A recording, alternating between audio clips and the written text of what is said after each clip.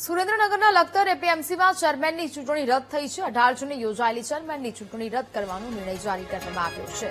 ગાંધીનગરથી ચૂંટણી નિયામકે ચૂંટણી રદ કરવાનો આ નિર્ણય છે તે જાહેર કર્યો હતો।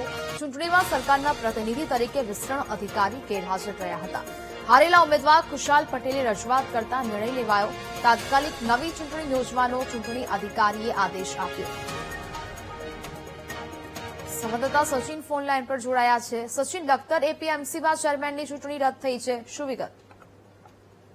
જી, જો વાત કરવામાં તો સુરેન્દ્રનગરના લખતર એપીએમસીની ચૂંટણી રદ થતા અનેક વિવાદો સામે આવ્યા છે, જેમાં 18 જૂને ચેરમેનની ચૂંટણીનો આદેશ કરવામાં આવ્યો હતો, જે ગાંધીનગર નિયામકની ચૂંટણીની પ્રક્રિયાને ધ્યાનમાં લેવામાં આવ્યા છે અને ચૂંટણી રદ થતા હાલ હારેલા ઉમેદવાર ખુશાલભાઈ પટેલે ગાંધીનગર પૂર્વ સાથે રજૂઆત કરી હતી, તેથી ચૂંટણી રદ કરવામાં આવી છે અને ફરીવાર ચૂંટણી યોજાશે સુરેન્દ્રનગર લખતર એપીએમસી।